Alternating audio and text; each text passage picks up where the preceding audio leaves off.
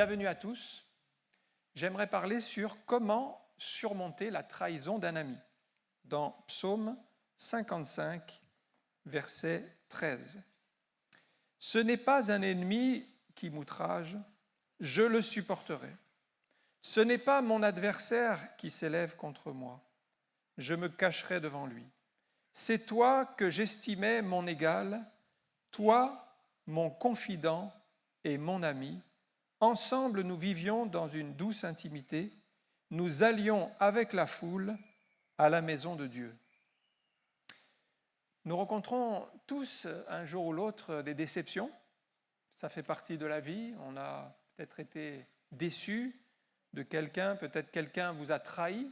Et ça, nous connaissons ces choses-là. Cela a des effets négatifs, c'est-à-dire que ça génère des blessures profondes dans notre cœur, des souffrances, de l'incompréhension, et on se pose des questions, mais pourquoi moi, pourquoi, qu'est-ce que j'ai fait pour que cela m'arrive? Je ne comprends pas.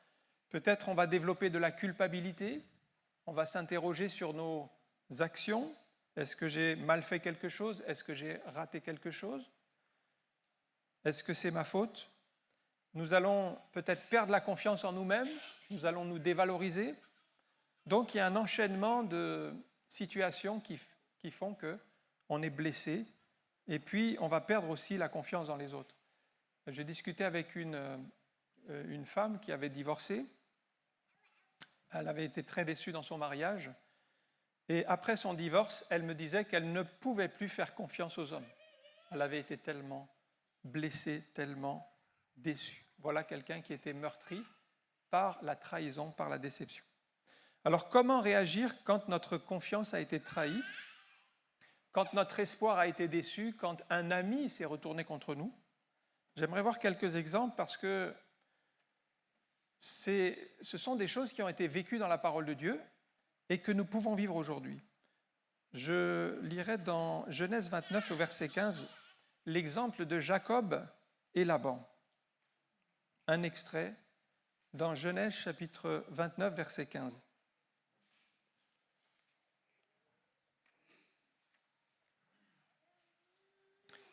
Puis Laban dit à Jacob, « Parce que tu es mon parent, me serviras-tu pour rien?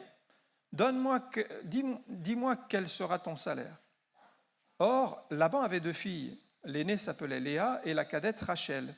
Léa avait les yeux délicats, mais Rachel était belle de taille et belle de figure. Jacob aimait Rachel et il dit, « Je te servirai 7 ans pour Rachel, ta fille cadette. » Laban dit, « J'aime mieux te la donner que de la donner à un autre homme. Reste chez moi. » Ainsi, Jacob servit 7 années pour Rachel, et elles furent à ses yeux comme quelques jours parce qu'il l'aimait. Ensuite, Jacob dit à Laban, « Donne-moi ma femme, car mon temps est accompli, et j'irai vers elle. » Laban réunit tous les gens du lieu et fit un festin. Le soir, il prit Léa, sa fille, et l'amena vers Jacob, qui s'approcha d'elle. Et Laban donna pour servante à Léa, sa fille, Zilpa, sa servante. Le lendemain matin, voilà que c'était Léa. Alors Jacob dit à Laban, « Qu'est-ce que tu m'as fait? N'est-ce pas pour Rachel que je t'ai servi, que j'ai servi chez toi? Pourquoi m'as-tu trompé ?» Laban dit, « Ce n'est point la coutume dans ce lieu de donner la cadette avant l'aînée. Achève la semaine avec celle-ci et nous te donnerons aussi l'autre pour le service que tu feras encore chez moi pendant 7 nouvelles années. » Jacob fit ainsi et il acheva la semaine avec Léa. Puis Laban lui donna pour femme Rachel, sa fille. Et Laban donna pour servante à Rachel, sa fille, Bila, sa servante. Jacob alla aussi vers Rachel, qu'il aimait plus que Léa, et il servit encore chez Laban pendant 7 nouvelles années. On connaît la vie de Jacob qui a eu vraiment des hauts et des bas. Son nom d'ailleurs signifie le trompeur. Donc déjà à la base de son nom, il est marqué par la tromperie. Vous savez comment, avec son frère, il a utilisé la ruse pour obtenir le droit d'aînesse. Il a réussi à acheter plutôt le droit d'aînesse à Ésaü contre un plat de lentilles. Mais nous, on ne réalise pas trop, mais le droit d'aînesse a beaucoup de valeur. Il avait beaucoup de valeur. Imaginez, allez, comme une maison neuve. Votre frère a une maison neuve, par exemple. Votre frère a une maison neuve, et vous arrivez avec un sac d'haricots et vous lui dites « Échange-moi ta maison neuve contre mon sac d'haricots ». Vous voyez que ça ne vaut pas le coup. Donc, si vous échangez la maison neuve, c'est que vous n'êtes vraiment pas... Vous n'êtes pas malin. Mais celui qui arrive à échanger une maison neuve contre un sac d'haricots, il est fort. C'est ce qu'a réussi Jacob, parce qu'un plat de lentilles, ça ne valait pas grand-chose, mais le droit d'aînesse, c'était comme une maison. C'était la descendance, c'était la paternité, c'était la bénédiction de Dieu. Et il a obtenu donc le droit d'aînesse contre un plat de lentilles. Sa mère avait organisé la supercherie pour que le père, qui était à moitié aveugle, ne se rende compte de rien. Et finalement, il a béni Jacob. Et Ésaü, du coup, était jaloux et il a voulu tuer son frère. Et on voit que commencent les problèmes dans la famille. Et dans la famille, il y a des fois des problèmes de jalousie, certains qui sont fâchés, il y a des parents qui sont fâchés avec leurs enfants, alors les enfants ne veulent plus voir les parents, et ça crée des complications, alors au repas on parle de vengeance, puis les enfants qui sont à table, ils entendent ces choses, alors eux, ils créent aussi dans leur esprit la vengeance aussi, ils grandissent dans cette haine, et tout cela est très mauvais, c'est pourquoi nous devons prier pour qu'il y ait vraiment la paix dans les familles, pour que Dieu mette sa main et puis qu'il rassemble les familles. Jacob fuit chez Laban pour sauver sa vie parce que son frère veut le tuer. Alors on peut dire que dans la vie de Jacob, à ce moment-là, tout va mal. Parce qu'il n'a plus de maison, il a dû quitter ses parents et sa maison. Son frère veut le tuer, il va dans un pays étranger, il ne connaît personne. Mais remarquez que quand tout va mal, Dieu oriente les choses. Et c'est à ce moment-là qu'il va rencontrer Rachel. Et la première fois qu'il rencontre Rachel, il tombe amoureux d'elle et il va proposer à Laban de travailler 7 ans pour obtenir la main de Rachel. Laban accepte sans hésiter, mais lui, Laban, il est marqué par la ruse. Il est encore plus rusé que Jacob. Jacob qui était déjà très rusé.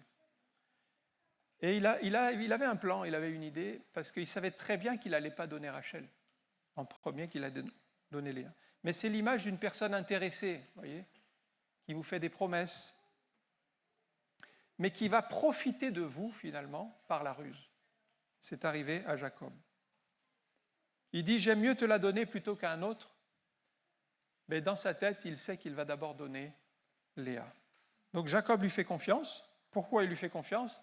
C'est celui qui l'a accueilli, c'est son oncle, c'est sa famille. Qui pourrait soupçonner le mal dans la famille ?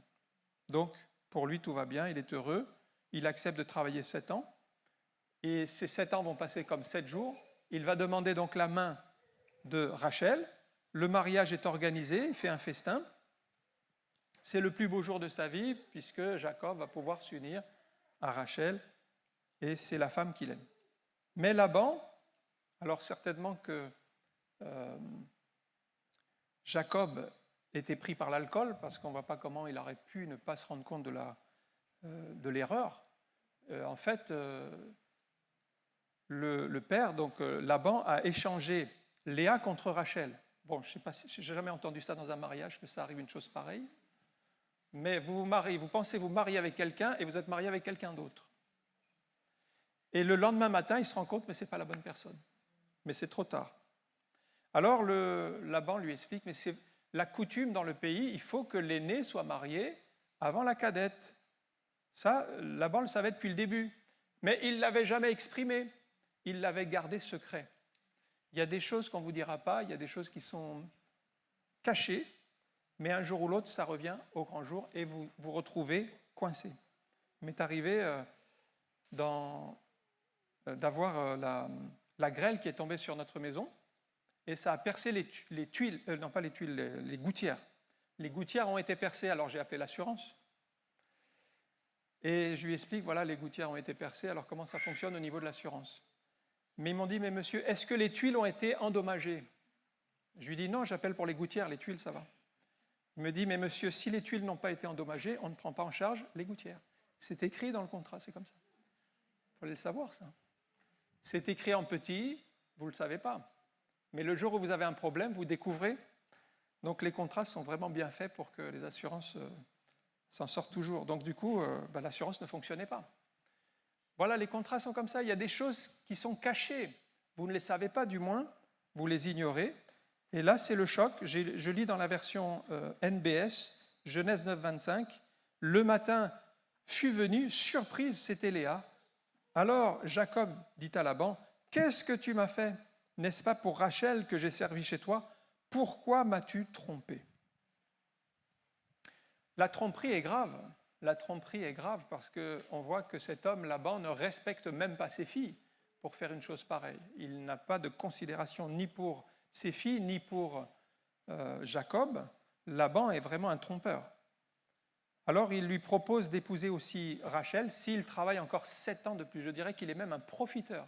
Il profite de la situation encore pour avoir de la main-d'œuvre gratuite pendant 7 ans supplémentaires. Du même coup, Laban a marié ses 2 filles et il a obtenu 14 ans, les 7 premières années plus 7 ans, donc 14 ans de main-d'œuvre gratuite. Bon, vraiment, c'est quelqu'un qui calcule, c'est quelqu'un qui raisonne, c'est quelqu'un qui profite. Et nous savons que ça existe dans la vie. Jacob vit très mal la trahison de son oncle, qui est maintenant aussi son beau-père, mais il a respecté quand même la parole donnée, il a fait les choses, sachant que ce n'était pas droit, et quelquefois, frères et sœurs, nous serons dans des situations où nous devrons faire les choses, malgré qu'on ait des victimes.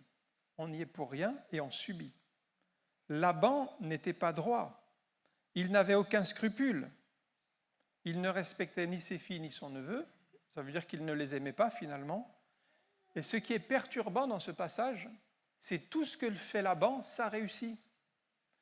Tout ce que fait Laban, il obtient à chaque fois gain de cause. Et nous voyons parfois même le méchant s'en sortir. Et cela perturbe parce que nous disons, mais quand même, Dieu est là, Dieu est juste. Oui, mais Dieu rendra des comptes en son temps. Et il y a un moment où Laban sera dépouillé à cause de tout le mal qu'il a fait, et Dieu lui rendra justice. Donc, Jacob a dû supporter l'injustice en voyant le méchant triompher et en voyant le juste persécuté. Et c'est ce que nous voyons parfois aussi. Jacob, donc, épouse aussi Rachel, mais finalement, ça va générer des complications encore dans cette famille. Parce que déjà, au lieu d'être marié à une femme, il est marié à 2 femmes, ce qui va compliquer beaucoup la chose. En plus, il aimait plus Rachel que Léa, ce qui va compliquer les relations familiales. Et on sait que Léa va être méprisée et délaissée. La Bible dit qu'elle avait les yeux délicats. Une autre traduction dit qu'elle avait une mine chétive. Il semble donc que Léa avait une difficulté physique, au niveau peut-être des yeux, au niveau de la vue, et qu'elle n'était pas si attirante. Or, Rachel était la préférée de Jacob, mais elle était stérile. Et on peut remarquer ceci, c'est que Léa était méprisée par Jacob, mais c'est Léa qui a donné naissance à 6 garçons des 6 tribus d'Israël, dont Juda, et elle a eu en plus une fille, donc 7 enfants elle a eu, une fille qui s'appelait Dina. Et vous savez que c'est de Juda qu'est issu le roi David et qu'est issu Jésus-Christ. Donc c'est finalement par la délaissée Léa que va avoir lieu la bénédiction. Rachel n'a eu que 2 fils, Benjamin et Joseph. Mais finalement, tous ces enfants, ça va créer du trouble aussi parce que Jacob avait pour préféré les 2 derniers, Joseph et Benjamin, et à cause de son choix pour Joseph, les frères vont se retourner contre Joseph. Donc on voit vraiment que dans cette famille, il y a souffrance sur souffrance, difficulté sur difficulté, et il va falloir surmonter toutes ces blessures. La tromperie de Laban a finalement été une source de bénédiction pour Jacob. Les gens ne le savent pas, ils vont vous trahir, ils vont vous tromper, ils vont vous faire du mal, ils vont faire des plans contre vous, mais finalement Dieu utilise tout cela pour sa gloire. Et il va permettre que Jacob, au lieu de subir une malédiction, eh bien, il en tire une bénédiction avec les 12 tribus d'Israël. Dieu va utiliser toutes ces choses, peut-être les choses difficiles. Peut-être c'est votre mari qui vous a quitté pour une autre, alors vous vous sentez blessé, brisé. abandonné et rejeté, mais cet homme ne vous respectait pas, il ne vous aimait pas. Et finalement, en vous rejetant, il vous a mis sur la voie de la bonne personne. Et ainsi, Dieu va utiliser le mal pour en faire du bien. Et Dieu le fait dans notre vie, quelles que soient les situations, parce que là, le beau-père donc, de Jacob, Laban, il voulait lui faire du mal, mais Dieu, à chaque fois, a transformé ce mal en bien pour Jacob. Par la suite, Laban a même continué de tromper Jacob, et avec le temps, le visage de Laban a changé vis-à-vis de Jacob, puisqu'il voulait toujours profiter de lui. On peut lire Genèse 31, verset 6. Il changeait les conditions du contrat. Vous savez vous-même que j'ai servi votre père de tout mon pouvoir, et mon père s'est joué de moi. Il a changé 10 fois mon salaire, mais Dieu ne lui a pas permis de me faire du mal. Quand il disait « les tachetés seront ton salaire », toutes les brebis faisaient des petits tachetés. Et quand il disait « les rayés seront ton salaire », toutes les brebis faisaient des petits rayés. Dieu a pris à votre père, c'est-à-dire à Laban, son troupeau et me l'a donné. Donc Dieu a changé une situation mauvaise pour Jacob, pour son avantage. Jacob, lui, ne pouvait rien faire. On peut dire qu'il était victime. Il ne méritait pas cette situation désastreuse, mais il se soumettait à Laban. Et finalement, en faisant ce que Laban disait, c'est Dieu qui tournait la chose en son avantage. Quelquefois, nous devrons nous soumettre à des personnes qui ne sont pas droites, à peut-être des ordres qui ne sont pas bons, mais en les faisant, finalement, Dieu fait tourner les choses pour notre intérêt. Mais il fallait supporter cette injustice. Il y avait une révolte intérieure. Jacob ne voulait plus rester avec Laban. Mais il a veillé sur son cœur. Il a veillé pour ne pas tomber dans l'amertume, pour ne pas tomber dans la vengeance, parce que Jacob aurait pu régler ses comptes lui-même et se venger, faire du mal à Laban. Il ne l'a pas fait. Il a laissé Dieu intervenir en sa faveur. Et puis, Dieu l'a béni. Dieu l'a béni. Le troupeau de Laban est devenu sa propriété. Donc, malgré tous les plans de ces gens qui nous veulent du mal, rien ne peut intervenir dans la vie d'un enfant de Dieu parce que Dieu veille. Et s'il le permet, il permettra aussi qu'on en sorte d'une manière ou d'une autre. Il vaut mieux vivre une injustice et être dans le plan de Dieu plutôt que de quitter le Seigneur et de chercher par nous-mêmes des solutions, chose que n'a pas fait Jacob. Il est resté fidèle à Dieu tout le temps de sa vie et il a compté sur le Seigneur. Voilà un premier exemple de trahison familiale, de souffrance, et comment Jacob a gardé son cœur, il l'a entretenu, son amour pour Dieu, et a surmonté cette épreuve. J'aimerais voir un autre exemple, c'est celui de David et Absalom dans 2 Samuel 15, verset 1. Voici un père et son fils. 2 Samuel 15, verset 1. Après cela, Absalom se procura un char et des chevaux, et 50 hommes qui couraient devant lui. Il se leva de bon matin et se tenait au bord du chemin de la porte. Et chaque fois qu'un homme ayant une contestation se rendait vers le roi pour obtenir un jugement, Absalom l'appelait et disait « De quelle ville es-tu » Lorsqu'il avait répondu « Je suis de telle tribu d'Israël », Absalom lui disait « Vois, ta cause est bonne et juste, mais personne chez le roi ne t'écoutera. » Absalom disait « Qui m'établira juge dans le pays ?» Tout homme qui aurait une contestation et un procès viendrait à moi et je lui ferai justice. Et quand quelqu'un s'approchait pour se prosterner devant lui, il lui tendait la main, le saisissait et l'embrassait. Absalom agissait ainsi à l'égard de tous ceux d'Israël qui se rendaient vers le roi pour demander justice.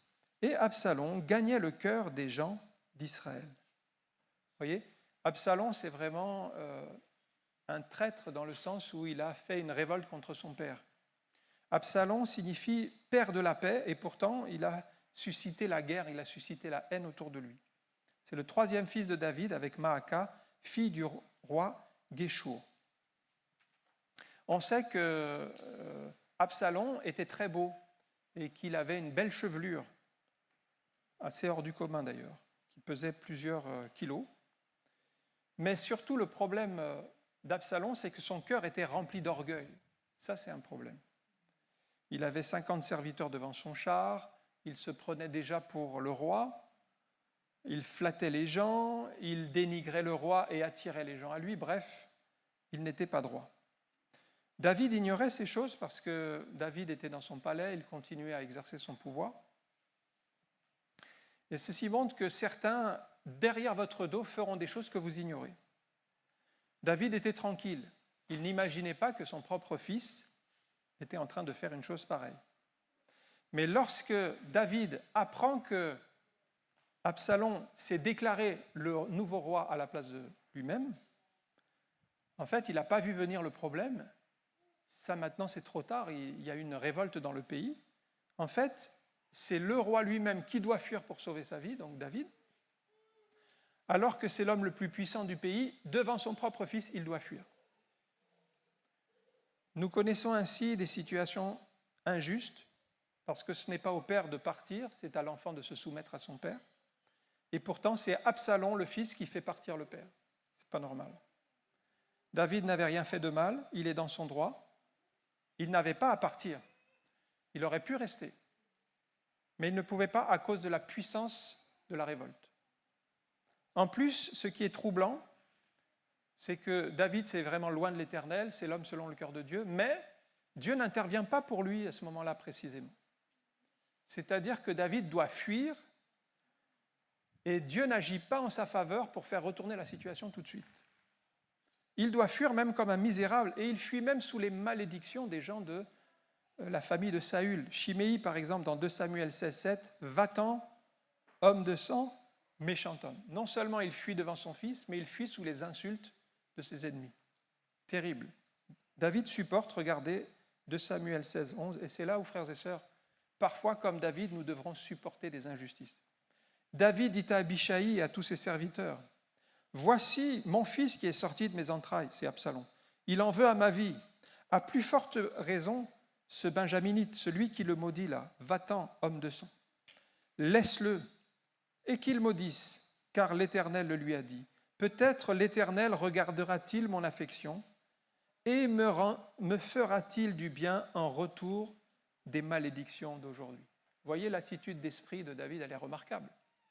Son fils est contre lui, des gens le maudissent, et il dit « L'Éternel regardera mon affliction et me rendra en retour des malédictions, il me rendra du bien en retour des malédictions. » Ça, c'est un état d'esprit, frères et sœurs, que nous devons avoir, qui n'est pas facile, parce que quand on vit une injustice, on est méprisé, on nous dit des paroles mauvaises, eh bien, dans notre cœur, nous pouvons garder la confiance que Dieu va tourner ces malédictions en bénédictions.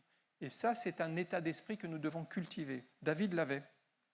Il était différent du reste du peuple, parce que quand Joab a eu l'occasion de tuer Absalom, il l'a fait tout de suite, que David voulait épargner Absalom. Il était d'un autre état d'esprit. Vu de l'extérieur, la situation est très mal orientée pour David. Il part. La majorité du peuple est attachée au nouveau roi Absalom. On peut dire que David n'a aucune chance, mais Dieu a permis qu'il reste un ami de David au palais qui s'appelait Hushai, c'est un ami de David, et qui va contrecarrer les plans de l'autre conseiller qui s'appelait Achitophel. Et finalement, c'est Hushai qui va donner le conseil, qui va permettre le salut de David. Donc par ses conseils, il va causer la perte d'Absalom. David ne pouvait rien faire, mais frères et sœurs, quand nous ne pouvons rien faire, nous pouvons nous confier dans le Seigneur qui est fidèle et qui est tout-puissant. Nous pourrons parfois rien faire. La situation nous échappe. Et peu de temps après la mort d'Absalom, David a retrouvé son trône. Mais je voulais vous lire le psaume 3. Psaume 3. Ce psaume a été écrit lors de la fuite d'Absalom devant son fils. Et regardez les paroles de David. C'est intéressant de lire les psaumes en comprenant à quel moment David les a écrits. Psaume de David, à l'occasion de sa fuite devant Absalom, son fils. C'est bien l'histoire dont nous venons de parler. « Ô Éternel, que mes ennemis sont nombreux. Quelle multitude s'élève contre moi. Combien disent à mon sujet, plus de salut pour lui auprès de Dieu. » Voilà comment il est parti de Jérusalem. Voilà que les gens le maudissaient. Il était avec une poignée de sympathisants qui l'avaient accompagné, mais la multitude était contre lui. Verset 4. « Mais toi, ô Éternel, tu es mon bouclier. Tu es ma gloire, tu relèves ma tête. De ma voix, je crie à l'Éternel, et il me répond de sa montagne sainte. Je me couche et je m'endors. Je me réveille car l'Éternel est mon soutien. Je ne crains pas les milliers de personnes qui m'assiègent de toutes parts.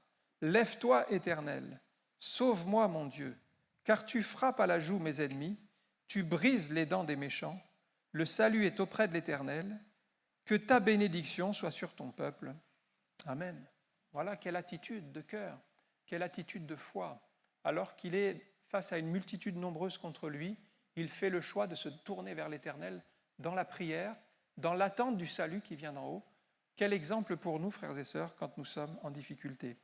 C'est assez humiliant, déstabilisant, mais David gardait toujours sa confiance en Dieu, même dans la fuite.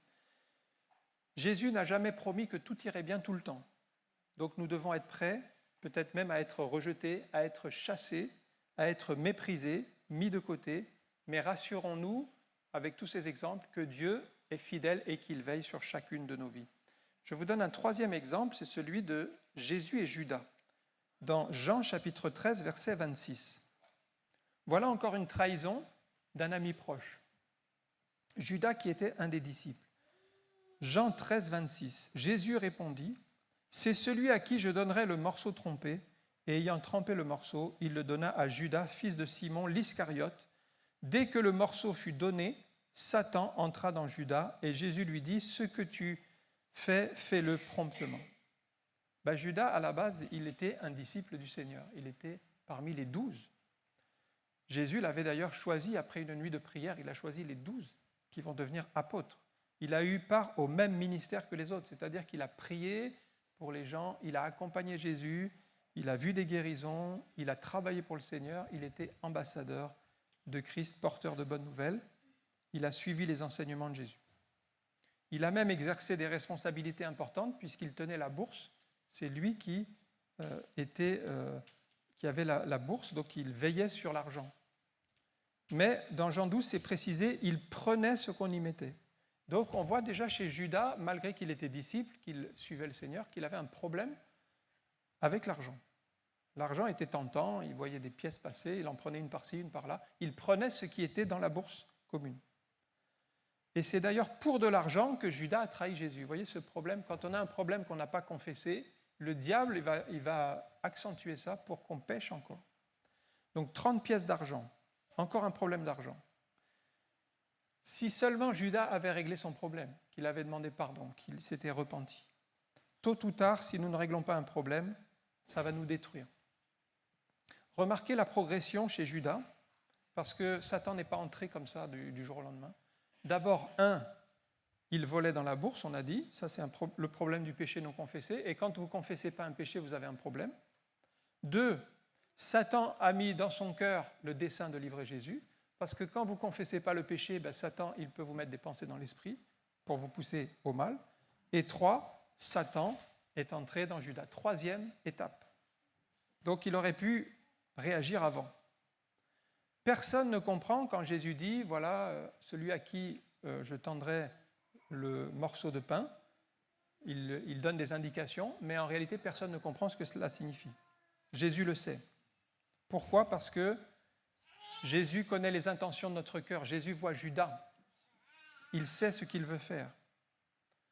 Et il savait que Judas allait le trahir. Judas embrasse Jésus, vous savez, ça c'est après la prière à Gethsémanée, c'est le baiser du traître, mais la trahison, finalement, cette trahison va amener Jésus plus loin puisqu'il va aller à la croix, et à la croix, Jésus va offrir sa vie pour le salut du monde entier. Dieu va changer encore une fois le mal en bien.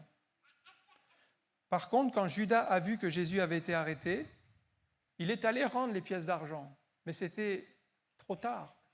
Il aurait dû régler son problème avant. Vous voyez, là, on dirait qu'il voulait faire comme une demande de pardon. Il est allé rendre l'argent, mais il ne s'est pas repenti sincèrement. Il était pris de remords et il a préféré aller se pendre. Il n'a pas saisi la grâce. Ça veut dire qu'il est mort dans son péché et qu'il n'est pas allé jusqu'au pardon. Vous voyez, la grâce, elle vous est offerte, mais on ne peut pas forcer quelqu'un à accepter la grâce de Dieu. Il y a une histoire vraie qui est arrivée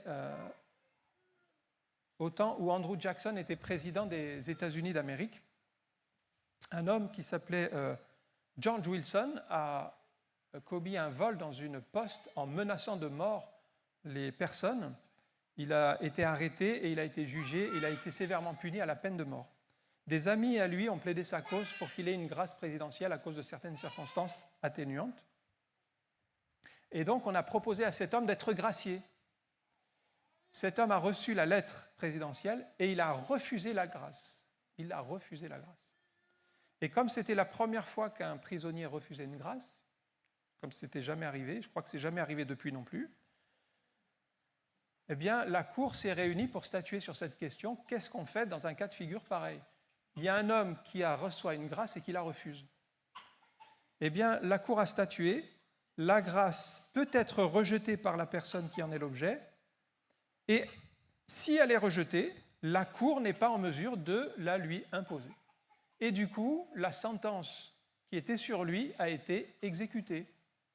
C'est quand même assez paradoxal d'avoir la grâce, de ne pas l'accepter et de subir la condamnation alors qu'on pourrait avoir la grâce. Eh bien, cet homme a subi les conséquences de son choix, en quelque sorte. Ce n'était pas un choix éclairé, c'était vraiment une erreur de sa part. Il n'a pas choisi la vie, il a choisi la mort. Eh bien, quand on refuse la grâce de Dieu, c'est la même chose. On ne choisit pas la vie, on est en train de choisir la mort. Et ainsi, on se prive de la grâce de Dieu. La grâce de Dieu, elle est pour tous. Elle a été envoyée par Dieu, elle est pour vous, elle est pour moi. Mais si vous la refusez, eh bien, vous êtes sous la condamnation du péché à la mort éternelle. Et c'est une terrible condamnation. C'est pourquoi on encourage chacun à accepter la grâce de Dieu, à accepter Jésus dans votre cœur et à donner votre vie à Jésus. Je termine avec un dernier exemple. C'est Paul et Alexandre dans 2 Timothée, chapitre 4, verset 14. Alexandre, qui était un chrétien. « Alexandre le forgeron m'a fait beaucoup de mal. Le Seigneur lui rendra selon ses œuvres. Garde-toi aussi de lui, car il s'est fortement opposé à nos paroles. » Ah oui, quand on regarde la vie d'Alexandre, c'est quand même quelqu'un qui s'est converti, qui faisait partie de l'Église. Mais la Bible dit qu'il a fait naufrage par rapport à la foi. Il n'a pas été fidèle. La foi, on doit l'entretenir. La foi, il faut constamment se nourrir de la parole de Dieu, prier, elle doit grandir. Mais si on ne veille pas, vous pouvez faire naufrage par rapport à la foi, vous vous éloignez de Dieu, vous vous perdez. Certains chrétiens sont en mode survie parce qu'ils ne lisent la Bible qu'une fois par semaine, le dimanche. Mais voilà, le reste du temps, ils viennent au culte une fois sur 2 ou sur 3. J'ai même vu un chrétien qui ne venait au culte qu'une fois par an, le dimanche de Pâques. C'était son dimanche. Mais s'il était malade ce dimanche-là, il fallait attendre une année pour avoir le dimanche suivant. Quand on en arrive là, c'est que c'est la mort spirituelle. Le diable rôde à l'afflux des chrétiens faibles. Ça existe dans la nature quand vous regardez les méthodes pour les lions, parce que le diable est comparé à un lion rugissant. Par exemple, les lionnes, quand elles veulent attraper une antilope, elles vont d'abord isoler la plus faible du troupeau. Les lionnes vont foncer sur le troupeau et isoler la plus faible du reste. Ainsi, étant isolée du groupe, n'ayant pas beaucoup de possibilités de s'en sortir, eh bien, elle va avoir beaucoup de mal. Elle va avoir beaucoup de mal parce que les lionnes sont rapides et puissantes. Eh bien, le diable agit ainsi. Il voit un chrétien un peu faible, il va l'isoler, il va se mettre au milieu pour l'isoler au maximum des frères et sœurs. Un chrétien isolé est fragilisé encore plus. C'est pourquoi Alexandre a vécu la même chose. Il a été isolé, peut-être c'est lui qui n'a pas veillé, peut-être c'est lui qui s'est isolé, mais l'ennemi en a profité pour qu'il fasse naufrage par rapport à la foi. Il a sombré. Mais ce qui est triste, c'est non seulement qu'il a fait naufrage par rapport à la foi, mais qu'il s'est retourné contre les personnes qui l'ont aidé. L'apôtre Paul avait été pour lui une personne qui l'avait aidé, et maintenant il s'est opposé à ses paroles. Et ça, c'est dur. Quand vous faites du bien à quelqu'un, vous voyez qu'il s'engage avec Dieu, mais après il quitte Dieu et se retourne contre vous. Et quand vous servez le Seigneur, certaines personnes se retourneront aussi contre vous. Vous ne savez pas pourquoi. On ne sait pas ce qui s'est passé dans l'esprit d'Alexandre. On ne sait pas pourquoi il en est arrivé là. Mais Paul dit qu'Alexandre lui a fait beaucoup de mal. L'apôtre l'aimait toujours. Il voulait le gagner. mais vous ne pouvez pas forcer les autres à vous aimer. Et à ce moment-là, c'est Alexandre qui devait changer. Certains vous feront du mal parce que vous n'êtes pas comme eux. Regardez David au psaume 69, verset 5. J'ai mis ce verset pour vous montrer que des fois on sera haï sans cause. Ils sont plus nombreux que les cheveux de ma tête, ceux qui me haïssent sans cause. Ils me haïssent sans cause. On ne comprend pas la raison. On ne sait pas pourquoi ils nous font du mal. Qu'est-ce qu'il y a dans leur tête? Ils sont puissants, ceux qui veulent me perdre. Qui sont à tort mes ennemis, ceux que je n'ai pas dérobés, il faut que je le restitue. Ils me haïssent sans cause. Voilà la situation que nous traversons parfois. Ces personnes feront des plans et des projets pour vous nuire. Vous ne pouvez rien faire. Vous devez juste vous maintenir en Dieu, même si vous dites ce n'est pas juste, ce n'est pas bien. Rappelez-vous que Dieu ne vous a pas abandonné. Paul a trouvé son réconfort en Dieu. 2 Timothée 4, 17. Il vient de parler d'Alexandre qui lui a fait beaucoup de mal. Il dit ensuite, « C'est le Seigneur qui m'a assisté et qui m'a fortifié, afin que la prédication soit accomplie par moi et que tous les païens l'entendent. J'ai été délivré de la gueule du lion. » Nous avons toujours raison de nous confier dans le Seigneur, frères et sœurs.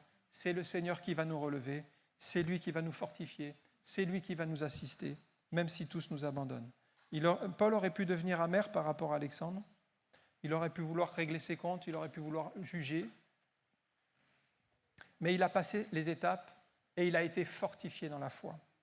Malgré l'abandon, Paul exprime la marche triomphante, c'est le verset suivant, 2 Timothée 4, 18. Alors pour nous, c'est un exemple, comment réagir quand on est trahi. « Le Seigneur me délivrera de toute œuvre mauvaise. » Vous voyez, il parle dans la foi, là.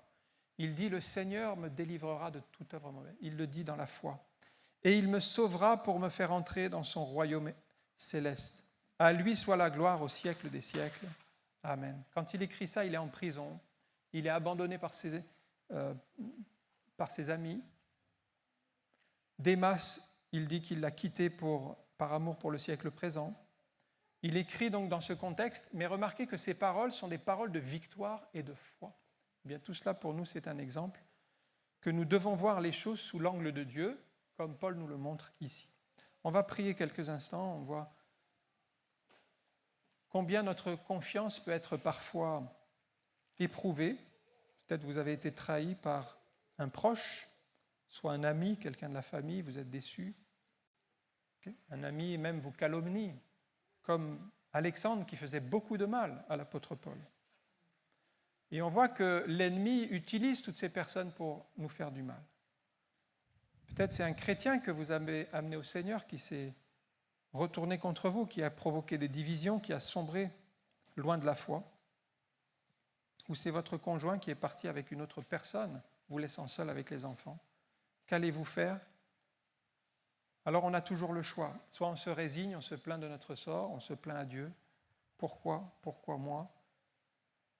Ou alors on va se tourner vers le Seigneur dans la prière, en demandant au Seigneur de faire grâce, en faisant confiance à Dieu qui justifie ses enfants, qui change le mal en bien, qui nous permet de rebondir dans une autre situation. Il n'y a que Dieu qui peut le faire. Merci encore Seigneur pour ta parole, parce que tu nous montres comment ces hommes ont réagi dans le rejet, comment ils ont réagi dans la calomnie, comment ils ont réagi alors que des amis se retournaient contre eux. Et nous te prions, Seigneur, de nous garder fidèles en toutes choses, dans tout ce qui concerne ton œuvre. Parce que, Seigneur, tu es au-dessus de toutes ces malédictions, de tous ces propos mauvais. Et Seigneur, nous croyons que toi, tu es le juste juge qui rétablira toutes choses, parce que tu es tout-puissant pour changer le mal en bien et transformer toute parole négative en quelque chose de bon pour tes enfants. Merci de bénir les cœurs, Seigneur, de consoler aussi ceux qui sont blessés pour ne pas devenir amers, pour ne pas devenir ou développer un esprit de vengeance. Garde nos cœurs, Seigneur, comme nous l'avons chanté au début de ce culte. Nous voulons avoir un cœur pur, un cœur bien disposé. Oui, Seigneur, tu le fais pour ta gloire. Et merci de nous garder dans ta paix. Dans le nom de Jésus, nous te rendons toute la gloire. Amen. Que le Seigneur vous bénisse.